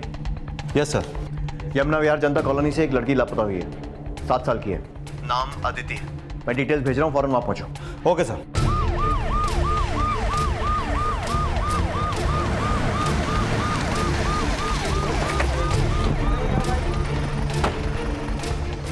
ये निरंजन यादव कहाँ रहता है? उसकी बेटी गायब हुई है ना? हाँ सर, ये इधर आइए। सर, हम तो अपने काम पर थे। दया का फोन आया कि अदिति नहीं मिल रही है। हमारा बेटा पंकज, अदिति हमारे पड़ोसी श्रीधर के यहाँ टीवी देखने गए थे। आपके पड़ोसी ने क्या कहा आपसे? सर, दोनों बच्चे करीब 9:15 के आसपास श्रीधर भैया के घर पे टीवी देखने गए थे। हम खुद अपनी आंखों से देख के आए थे। ये लोग कुछ छुपा रहे हैं। रेणुका, सबसे पहले उस कब्रिस्तान से ये कंफर्म करो कि इन्होंने आमिर को वहीं दफनाया है या नहीं। लेकिन जब अदिति नहीं आई तो हम दोबारा गए और वहाँ पे कोई नहीं था। सर, श्रीधर तो खुद हमारी दुकान पर आया था जहाँ हम काम करते हैं, 10 बजे करीब। 9:15 बजे आपकी बीवी ने श्रीधर को आपके बच्चों के साथ उसके घर पे देखा, और जैसा कि आपने बताया कि 10 बजे वो आपसे मिलने आपके सेठ की दुकान पर आया। आपकी सेठ की दुकान है कहाँ? यही पास में। लेकिन श्रीधर तो बोल रहा है कि जब वो हमारी दुकान पर आया था तब दोनों बच्चे टीवी देख रहे थे उसके घर में। श्रीधर भैया, अदिति कहाँ है? वो आपके घर टीवी देखने आई थी पंकज के साथ। पंकज आया लेकिन अदिति नहीं आई। कहाँ पे है वो? हम तो तभी निकल गए थे वहां से, और दोनों को बोल भी दिए थे कि हम बाहर जा रहे हैं और तुम लोग टीवी देख लो, तो दरवाजे की कुंडी बाहर से लगाकर घर चले जाना। क्या लगता है गुप्ता, श्रीधर का हाथ है क्या बच्ची के गायब होने में? कनेक्शन हो भी सकता है सर, क्योंकि बच्चे उसी के घर में टीवी देख रहे थे। ठीक है, फिलहाल बच्ची का फोटो सर्कुलेट करवाओ और आसपास पूछताछ करो। मैं पहुंच रहा हूँ। Okay sir. अदिति को गायब हुए 2 घंटे बीत चुके थे, लेकिन अब तक अदिति से जुड़ी कोई भी लीड सामने नहीं आई थी। वहीं अदिति के माता पिता को कई तरह की आशंकाएं घेर चुकी थी, जो किसी भी तरह के नतीजे से ज्यादा भयावह थी।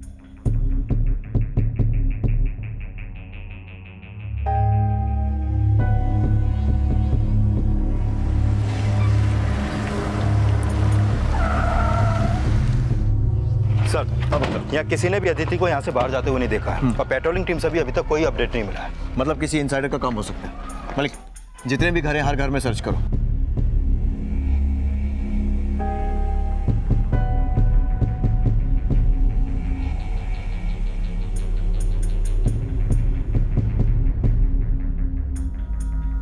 अदिति का भाई कहाँ है जो उसके साथ टीवी देखने गया था? वो तो रो रो के सो गया है अंदर। आपने कुछ पूछा उससे? कुछ बताया उसने? सर, वो कह रहा है कि अदिति श्रीधर के घर से पहले ही निकल गई थी अपने घर आने के लिए। श्रीधर कहाँ रहते हैं? यही पड़ोस में।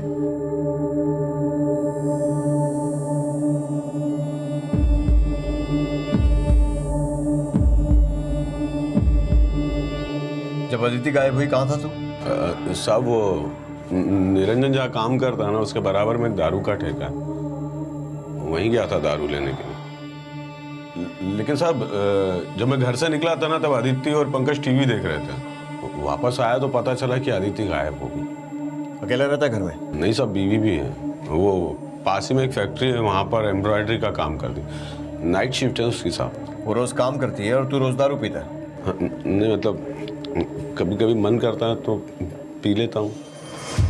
अदिति के गायब होने में तेरा हाथ तो नहीं है ना? अरे नहीं साहब, वो तो मेरी बेटी जैसी थी, और जब अदिति गायब हुई थी तो मैं तो घर पर था ही नहीं। निरंजन के साथ था, चाहो तो आप उससे पूछ लो साहब। सर, बिल्डिंग में हर जगह देख लिया लेकिन कुछ पता नहीं चला। छत पर देखा? नहीं सर।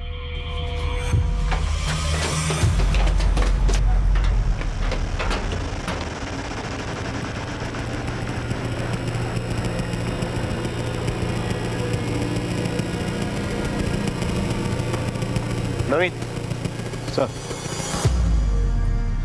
ये आजू बाजू की बिल्डिंग से भी कोई यहाँ आ सकता है और अदिति को लेके जा सकता है। संजय सर, बाजू की बिल्डिंग में पता करो सर। हो सकता है कि अदिति का किडनैप किया गया हो और ये मामला फिरौती का हो। लेकिन सर अदिति के घर वालों की हालत देख के लगता नहीं है कि मामला रैंसम का होगा। और एक बात सर, किसी ने ना तो अदिति के चीखने चिल्लाने की आवाज़ सुनी और ना ही किसी ने उसको किसी के साथ जाते हुए देखा है।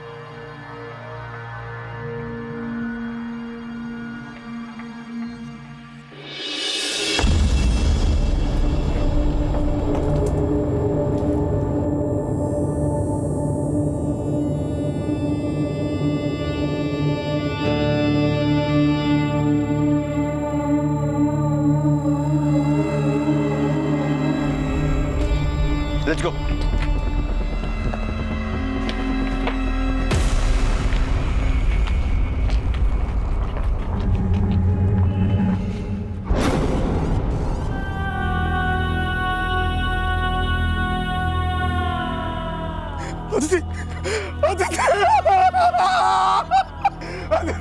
किसने मारा हमारी बच्ची?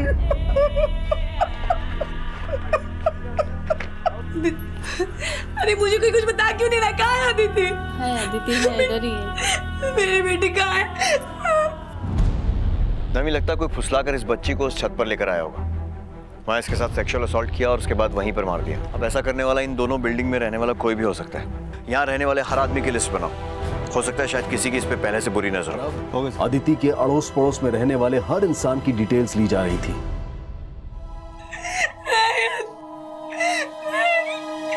क्या बिगाड़ा था ना मेरी बेटी से किसी का? क्यों मारा उसे?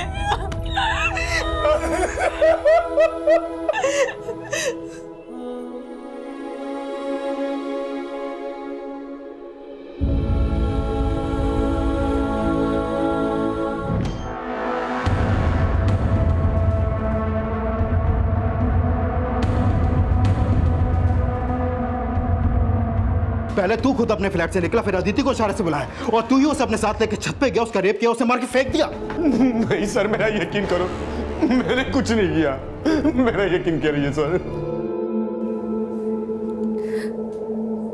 अदिति कल बोल रही थी पापा से कुछ बात करना है। पापा वो क्या बात है बेटा? कुछ कहना चाहते हो हमसे? पता नहीं क्या बात थी, गुमसुम सी थी कुछ दिन से।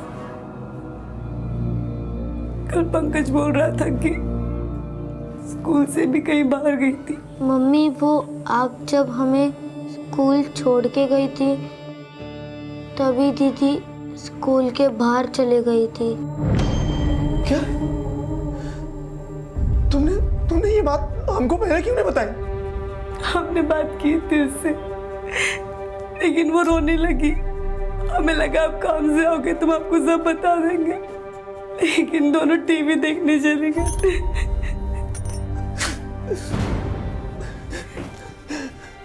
है बेटा पंकज, बेटा दीदी स्कूल से कहाँ गई थी? कुछ पता है तुम्हें? ये पंकज भी तो टीवी में ही घुसा रहता है। इसकी दीदी कहाँ गई इसको कुछ पता नहीं चला। बेटा याद करने की कोशिश करो, जब तुम और दीदी टीवी देख रहे थे तो दीदी कहाँ चली गई थी? कुछ जानते हो बेटा? पापा हम और दीदी टीवी देख रहे थे, तभी एक दाढ़ी वाले अंकल हमें दरवाजे से देख रहे थे। दाढ़ी वाले?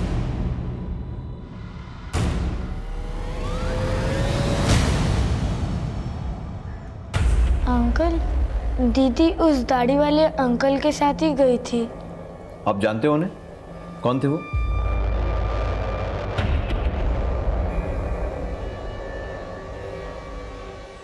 अच्छा, वो वहां कब आए थे? शुरू से बताओ।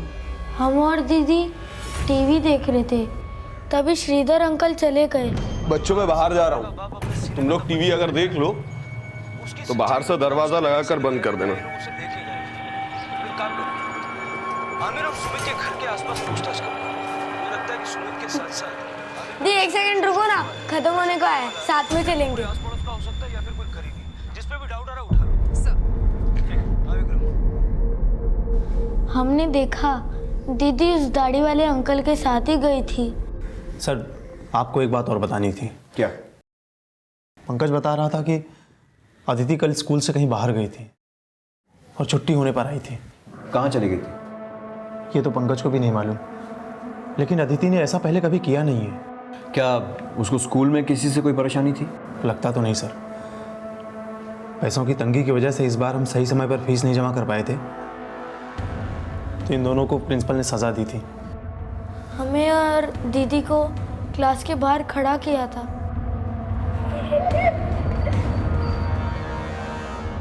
सब बच्चे हम पे हंस रहे थे। कौन से स्कूल में पढ़ते हैं दोनों? यमुना विहार स्कूल। इनके स्कूल में पता करवाओ और इनके आसपास रहने वाले जितने भी दाढ़ी वाले लोग हैं सबकी शिनाख्त का बंदोबस्त करो। Okay sir. अदिति के भाई पंकज के बयान के आधार पर अब माना जा रहा था कि अदिति के साथ उस रात जो कुछ भी हुआ था उसमें किसी दाढ़ी वाले आदमी का हाथ था और अदिति के भाई से उनके घर के आसपास सभी आदमियों की पहचान करवाने की कोशिश की जा रही थी। वहीं पुलिस की एक टीम अदिति के स्कूल में भी पूछताछ कर रही थी। सर वैसे अदिति तो स्कूल कभी बंक नहीं करती, मुझे लगा वो कल एब्सेंट होगी। लेकिन हमें पता चला है कि फीस ना भरने की वजह से अदिति और उसके भाई को पनिशमेंट दी गई थी। सर वो साहब, ये लड़की अदिति बहुत ही हंसमुख है, मैंने कभी परेशान नहीं देखा इसे। लेकिन साहब जब से ऐसे पनिशमेंट दिया गया है तब से गुमसुम रहने लगी है। सिर्फ पनिशमेंट की वजह से गुमसुम हुई या वजह कुछ और ही थी? कैसी वजह साहब? अदिति के भाई पंकज ने अदिति को किसी दाढ़ी वाले आदमी के साथ जाते हुए देखा था। आपके स्कूल में कोई ऐसा है जिसके दाढ़ी है और जो अदिति के साथ कुछ गलत? आई डोंट नो सर, आप सबसे पूछ सकते हैं। आपके बेटे पंकज ने आस पड़ोस में रहने वालों तो किसी को भी आइडेंटिफाई नहीं किया। श्रीधर के अलावा कोई और है जिस पर आपको शक है? दया, कहीं ये सिकंदर बाजवा तो नहीं? ये सिकंदर बाजवा कौन? सर अदिति बहुत शरारती थी। एक बार खेल खेल में ही बाजवा के बेटे पे बस पेन की स्याही डाली थी उसने।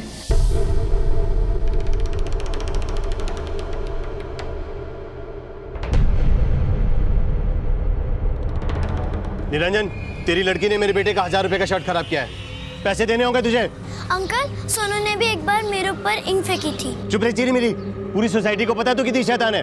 अगर तेरे बाप ने इसका पैसा नहीं दिया ना तो हमारी बेटी से ठीक से बात कर। सर मैं तो कल आगरा में था, आज ही सुबह लौटा हूं, आप चाहो तो चेक करवा लो।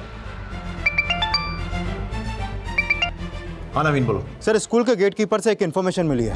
कैसी इन्फॉर्मेशन? साहब कल छुट्टी से पहले अदिति को एक आदमी स्कूल के बाहर छोड़ के गया था।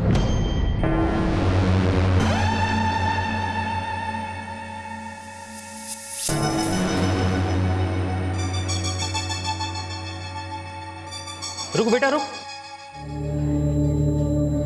इस वक्त अभी तो स्कूल की छुट्टी होने वाली है। और वो आदमी कौन है जो अभी छोड़ के गया? तुम्हारी मम्मी कहाँ है? बोलो बेटा कुछ। बच्ची कुछ नहीं बोली और फिर एकदम से स्कूल की छुट्टी हो गई और वो अपने भाई के साथ चली गई। वो आदमी जो अदिति को छोड़ के गया, उसको पहले भी कभी देखा अदिति के साथ? नहीं साहब, मैं नहीं जानता वो आदमी कौन था। उस आदमी का स्केच बनवा सकते हो? हाँ साहब बनवा सकता हूँ।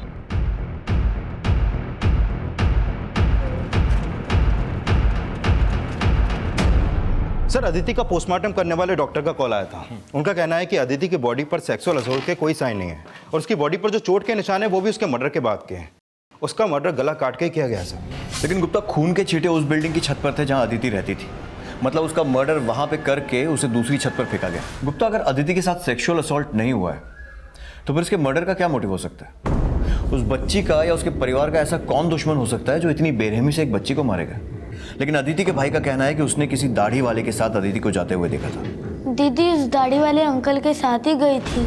सर श्रीधर तो कुछ नहीं कबूल रहा है, तो फिर सर ऐसा कौन दाढ़ी वाला हो सकता है जिसने अदिति का मर्डर किया?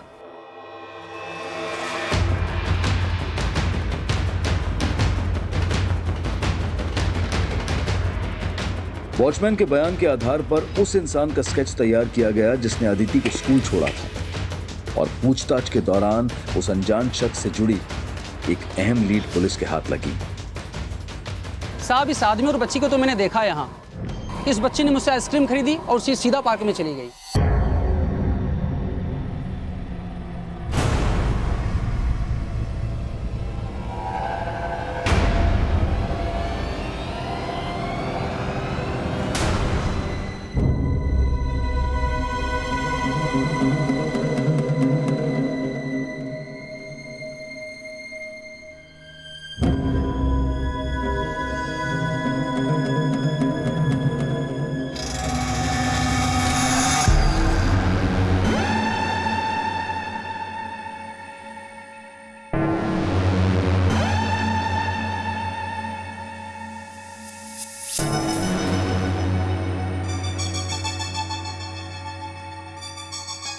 क्या टाइम रहा होगा? सर दोपहर का वक्त था।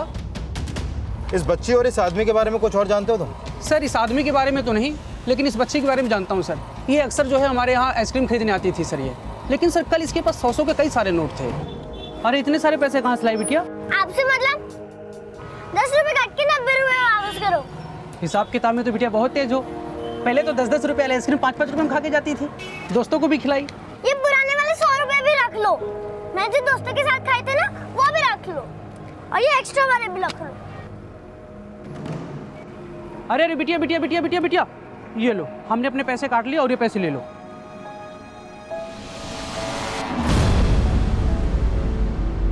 लेकिन सर जब वो बच्ची पहले आइसक्रीम खाने आती थी तो उसके पास पूरे पैसे भी नहीं होते थे, लेकिन कल बहुत पैसे थे सर उसके पास।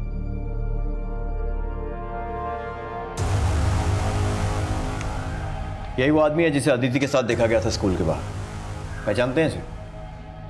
नहीं सर।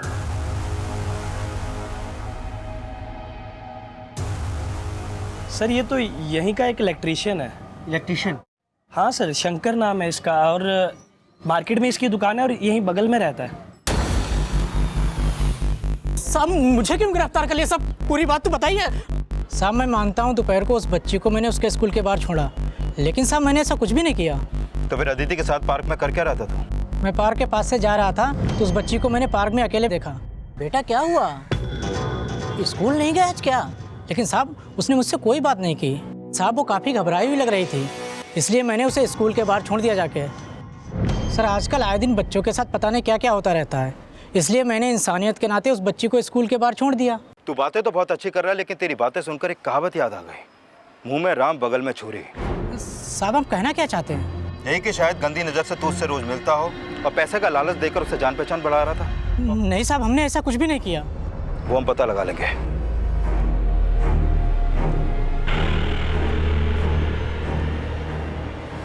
नहीं अंकल, ये वो नहीं है।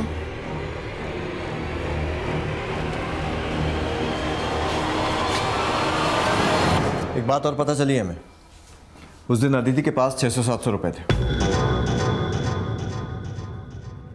आइसक्रीम वाले ने भी उसके पास पैसे देखे थे और उसके स्कूल से भी ये बात कंफर्म हुई है, और उसके एक दिन पहले भी उसके पास 100 के नोट मिले। क्या? उसके पास इतने पैसे कहां से आए? तो तुमने वो पैसे उसे नहीं दिए? सर हमारी हालत ऐसी नहीं है कि हम बच्चों को इतने पैसे दे सकें। तो फिर इतना पैसा उसके पास कहां से आया? सर हमारी समझ में तो कुछ भी नहीं आ रहा है। शायद तुम्हारी बीवी को कुछ मालूम है। क्या अदिति के पास 100 के नोट? लेकिन वो कहाँ से लाएगी इतने पैसे? दया यही तो हम भी नहीं समझ पा रहे हैं। और पंकज ने भी पुलिस के सामने यही बोला कि इसने अदिति के पास बहुत सारे पैसे देखे। क्यों? हाँ, दीदी ने मुझे चॉकलेट खरीद के दी थी, तभी मैंने बहुत सारे पैसे देखे।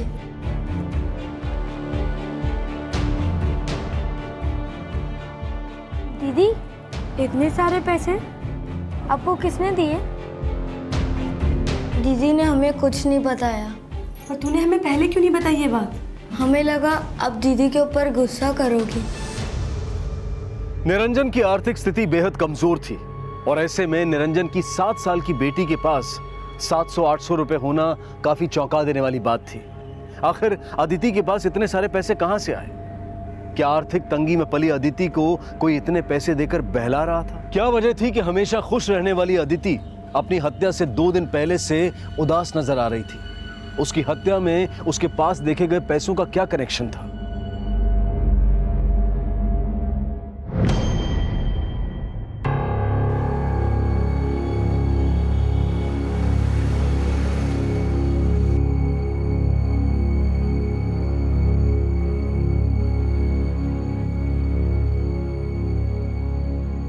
सेठ जी, हम आपके जिस फ्लैट में रहते हैं उसका किराया 5,000 से ज़्यादा नहीं है, और हम शाम को 4 बजे से लेकर रात 11 बजे तक जितना काम आपके लिए करते हैं उसकी तनख्वाह कम से कम 7,000 होना चाहिए। कायदे से आप 5,000 काट के 2,000 कैश मुझे और दो।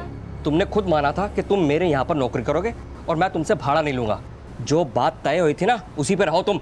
अरे वो बात तो तय हुए, कितना समय बीत गया है, तब से महंगाई कितनी बढ़ गई है। मेरे जिस फ्लैट में तुम रह रहे हो ना, उसका भी किराया बढ़कर 7,000 हो गया है। चुपचाप यहाँ पर काम करो, वरना नौकरी से भी जाओगे और जिस फ्लैट में तुम रह रहे हो ना, वहाँ से भी निकाल दूंगा तुम्हें मैं। गुप्ता, ये निरंजन का बेटा बोल रहा है कि इसने अदिति को किसी दाढ़ी वाले के साथ देखा था।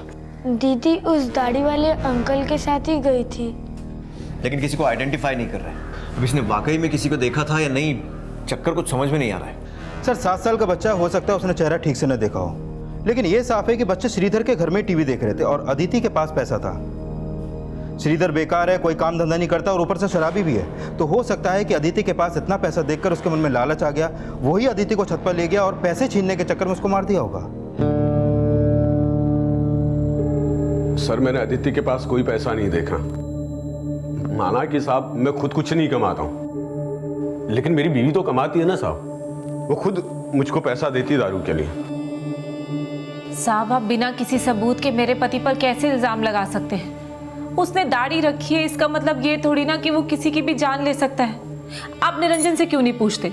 उसने भी तो पहले दाढ़ी रखी हुई थी। आपका क्या मतलब है? एक बाप अपनी बेटी को। साहब आप उसे जानते नहीं हो, वो बहुत गुस्से वाला है। एक बार तो उसने अपने छोटे भाई की जान लेने की कोशिश भी की थी।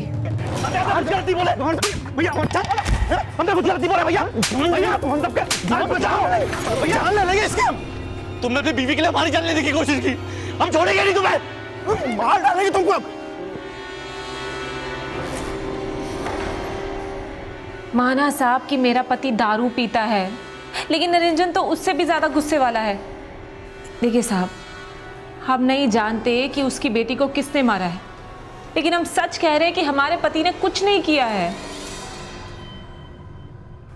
सर हमारी और हमारे छोटे भाई की आपस में कभी नहीं बनी, और इसीलिए उसकी जान लेने की कोशिश की। जान लेने की कोशिश नहीं सर, बस थोड़ी सी मारपीट हुई थी। क्यों? दरअसल सर दया दूसरे जात की है। 8 साल पहले हमें उससे गांव में प्रेम हो गया था। हमारे घर वाले नहीं चाहते थे कि हम उससे शादी करें, फिर भी हमने दया से शादी की। उसको लेकर यहाँ दिल्ली आए। यहाँ हम छोटी मोटी नौकरी करने लगे। हम अपने घर वालों को दिखाना चाहते थे कि हम उनके भरोसे नहीं हैं। अपनी कमाई से दिल्ली में खुद का घर खरीदेंगे। कुछ टाइम पहले हमारा भाई अविनाश दिल्ली हमारे घर आया। देखो भैया, हम यहाँ पर इसलिए आए हैं क्योंकि माँ बीमार है और तुमसे मिलना चाहती है। तुमको तो कभी उनका फिक्र हुआ नहीं है, लेकिन वो तुमको याद कर करके मर रही है। हाँ तो ठीक है, मिलाएंगे माँ से, और क्या। और अकेले ही जाना। अपने बीवी बच्चा को लेके गए तो उन्हें देखते ही मर जाएगी वो। इन्हें अपना दुश्मन मानती है वो। अपनी उल्टा बीवी और उसके बच्चों की शक्ल कभी अम्मा को दिखाना मत। क्या गलत बोल रहे हैं? क्या बोल रहे हैं? क्या बोल रहे हो? मारोगी मुझे? मैं नहीं निकलता। भैया बाहर निकल। अविनाश ने हमारे बीवी बच्चों के बारे में बहुत गंदा बोला, बर्दाश्त नहीं हुआ। गांव कहाँ है तुम्हारा? बलिया, लेकिन अविनाश यहीं रहता है दिल्ली में। दिल्ली में कहाँ? यहीं पास में गोकुलपुरी। सर शायद निरंजन का इंटरकास्ट मैरिज करने का खामियाजा उसकी बेटी अदिति को उठाना पड़ा हो सकता है कोई निरंजन के बीवी बच्चों को मारकर उसे अकेला करना चाहता हो, जिससे वो गांव वापस चला जाए। हो सकता है। गुप्ता इसके भाई से मिलो और पता करो। Okay sir.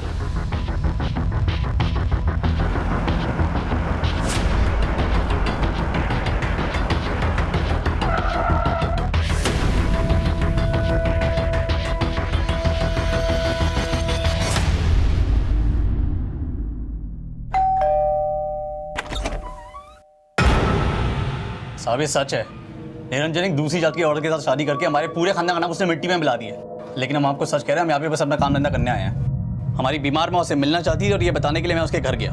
उल्टा वो हमारी जान के पीछे उतारू हो गया। तो फिर ऐसा तो नहीं कि उससे बदला लेने के लिए तूने उसकी बेटी को मार दिया? साहब लगता है निरंजन ने हमसे बदला लेने के लिए आपको हमारे खिलाफ भड़काया है और अपना किया छिपाने के लिए हमें फंसा रहे हैं। आपने किया मतलब? तुम कहना चाहते हो कि निरंजन ने ही अपनी बेटी को मारा है? साहब देखिए, वो हमेशा से गर्म मिजाज का रहा है और अब गरीबी के कारण उसका दिमाग और भी खराब हो गया। साहब आप गांव में अच्छी भली खेती बाड़ी करता रहा और यहाँ पैसे के मुताज है। साहब हो सकता है गरीबी के बोझ में उसने अपना एक बोझ कम करने के लिए अपनी बेटी की जान ले ली हो। सर ये साफ है कि निरंजन की आर्थिक हालत ठीक नहीं, लेकिन हैरानी की बात तो यही है कि आखिर अदिति के पास इतने पैसे आए कहाँ से? और अब निरंजन का भाई अविनाश ये शक जता रहा है कि हो सकता है कि निरंजन ने ही गरीबी से तंग आकर अपनी बेटी को मारा हो। खुद को बचाने के लिए झूठ भी बोल सकता है। अदिति के मर्डर वाली रात इस अविनाश की एक्टिविटीज पता करो और इस निरंजन को भी इन्वेस्टिगेट करो। पंकज ने अदिति को किसी दाढ़ी वाले के साथ देखा था। ये बात निरंजन ने हमें मर्डर के अगले दिन बताई थी। अंकल, दीदी उस दाढ़ी वाले अंकल के साथ ही गई थी। हो सकता है उसी ने अपने बेटे को ये बात पढ़ाई हो और उसके बाद कभी श्रीधर और अब अपने खुद के भाई अविनाश पर शक जता रहा है। निरंजन जहां पर काम करता है वहां से उसके घर पहुंचने में मुश्किल से 5 से 7 मिनट लगते हैं। पता करो कि मर्डर वाली रात को 9 से 10 के बीच में वो कहीं गायब हो सके। Okay sir.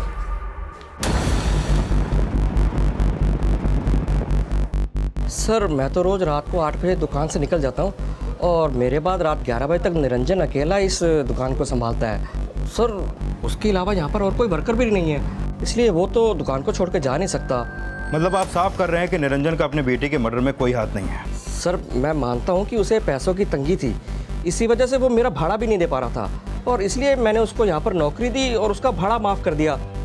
निरंजन के बेटे का कहना है कि अदिति को मारने वाला कोई दाढ़ी वाला था और दाढ़ी तो आपने भी रखी हुई है। नहीं सर ऐसा कुछ भी नहीं है।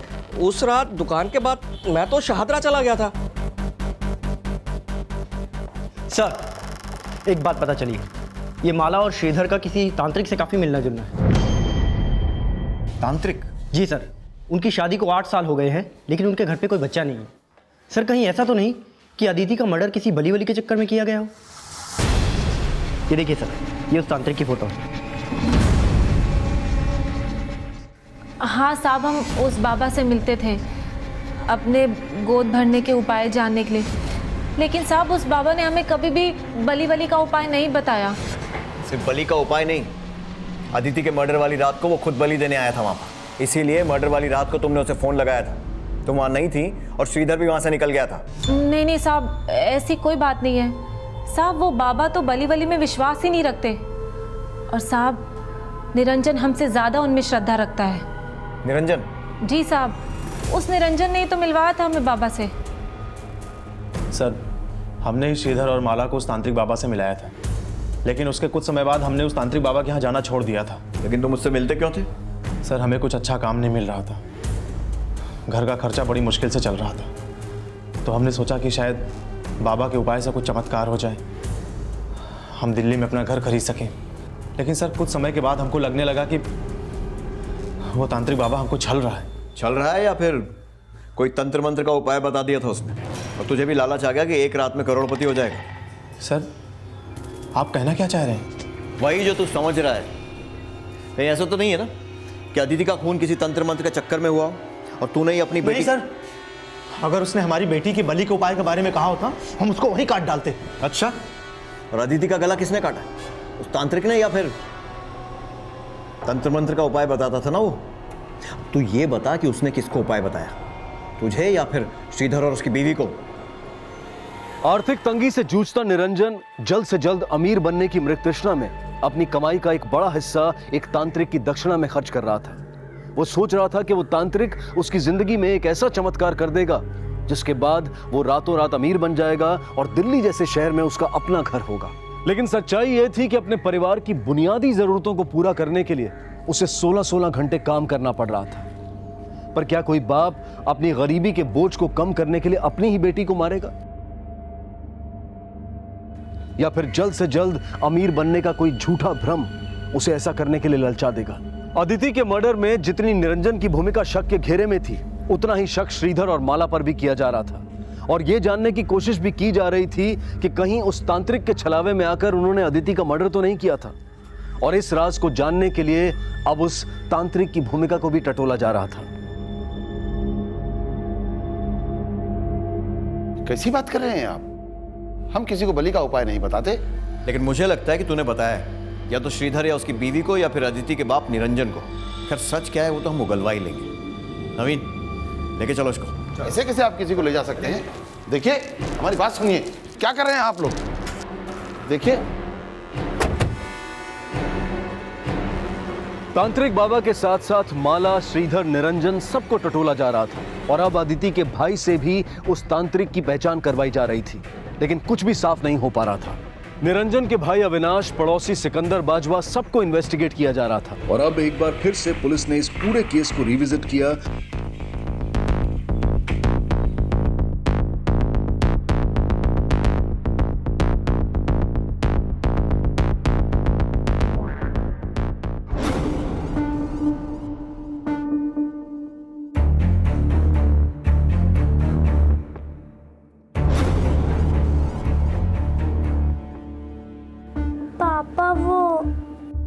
बेटा बोलो, क्या बात है?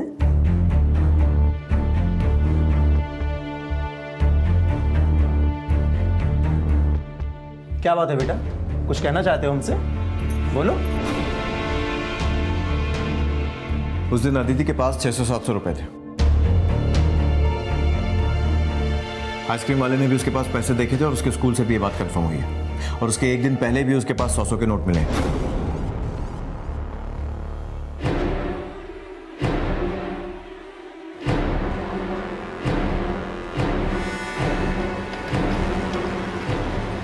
जिस एरिया में अदिति का मर्डर हुआ था, वहां के तकरीबन 400 लोगों के कॉल रिकॉर्ड्स खंगाले गए और बहुत जल्द पुलिस के हाथ एक अहम लीड लगी। ये मोहित सैनी का फोटो सर, और मोहित की फोन लोकेशन अक्सर निरंजन के घर के आसपास की रहती थी और अदिति के मर्डर वाली रात भी मोहित सैनी का फोन वहीं पर एक्टिव था।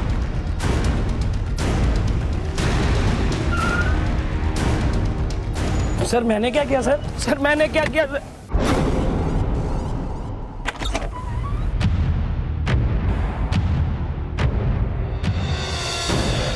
अब नौटंकी करने से कोई फायदा नहीं है। मोहित सैनी ने हमें सब कुछ सच सच बता दिया है और तुम्हारी भलाई इसी में है कि तुम भी सब सच बोल दो।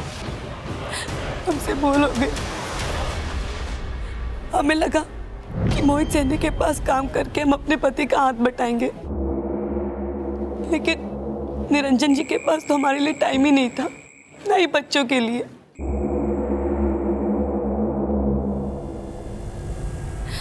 मोहित के यहाँ काम करके हमें पता ही नहीं चला कि कब हम दोनों एक दूसरे के इतने करीब आ गए। फिर एक दिन निरंजन जी हमसे बोले, बच्चों को तुम्हारी ज़रूरत है। हम इतने काबिल हैं कि अपनी कमाई से हम अपने बीवी बच्चों को पाल सकते हैं। तुम ये काम छोड़ दो बस। हमने काम छोड़ दिया था, लेकिन मोहित और मेरी फ़ोन पे बात होती थी। जब बच्चे स्कूल जाते थे तो कभी कभी मोहित घर पे भी आता था। और उस दिन अदिति की तबीयत खराब हो गई थी और वो स्कूल से जल्दी आ गई घर।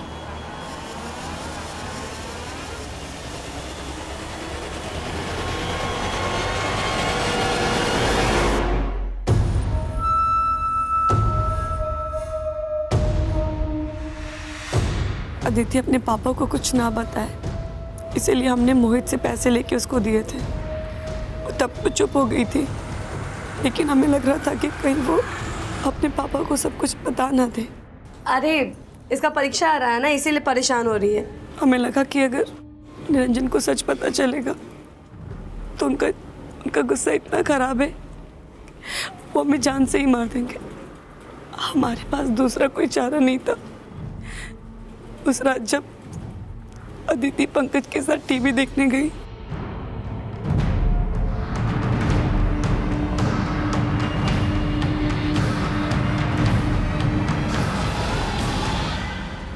हम अदिति को बुलाने गए तो वहाँ श्रीधर था। जब हम थोड़ी देर बाद फिर गए तो श्रीधर वहाँ पे नहीं था। हमने अदिति को इशारे में बुलाया और छत पे लटके गए। मेरे पास कोई दूसरा चारा नहीं बचा था। ना अपने पति को छोड़ सकती थी और न ही मैं मोहित को छोड़ना चाहती थी। बेटा, मम्मी से गलती होगी, मम्मी को माफ कर दे। पापा को कुछ मत बताना, ठीक है? नहीं मम्मी, हम पापा को सब कुछ बता देंगे। पापा ने बोला झूठ बोलना पाप है। बेटा, मम्मी आपसे बहुत प्यार करती है, पापा को बस कुछ मत बताना, ठीक है? अगर तुम अदिति को श्रीधर के यहाँ से लेकर गई थी तो फिर पंकज ने ये क्यों कहा कि उसने किसी दाढ़ी वाले आदमी को देखा था? हमने बोला था उससे, हमने बोला था कि अगर वो ऐसा नहीं बोलेगा तो अदिति की तरह हम भी से छोड़ के चले जाएंगे। हमें लगा कि अगर वो ऐसा बोलेगा तो आप मान लोगे कि श्रीधर नहीं उसे अपना झूठ छुपाने के लिए अपनी बच्ची की जान ले ली। कैसी माँ हो तुम?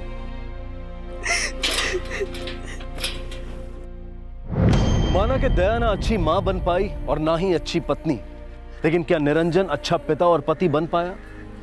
बड़ा काम, अपना घर और अपने बड़े बड़े सपनों को पूरा करने के लिए वो हर संघर्ष करता रहा, लेकिन अपने परिवार से दूर होता गया। उसके पास ना बच्चों के लिए वक्त था, ना बीवी के लिए, और उसके गुस्सैल स्वभाव ने उसकी बीवी के लिए वो दरवाजे भी बंद कर दिए जिसमें शायद वो अपने एक गुनाह के लिए उससे माफी मांगने की कोशिश कर सकती थी। लेकिन उसके डर ने उससे एक गुनाह को छिपाने के लिए ऐसे कई गुनाह करवा दिए जिसने पूरे परिवार को बिखेर कर रख दिया। अब मैं अनूप सोनी आपसे विदा लेता हूं, फिर मुलाकात होगी अगले एपिसोड में एक और चौंका देने वाले केस के साथ। तब तक अपना और अपने परिवार का ख्याल रखें और देखते रहें क्राइम पेट्रोल सिटी क्राइम्स। सबक एक को, सीख हम सबको। जय हिंद। क्राइम पेट्रोल के और भी दिलचस्प कहानी देखने के लिए हमारे चैनल को सब्सक्राइब करें और बेल आइकॉन दबाना न भूलें।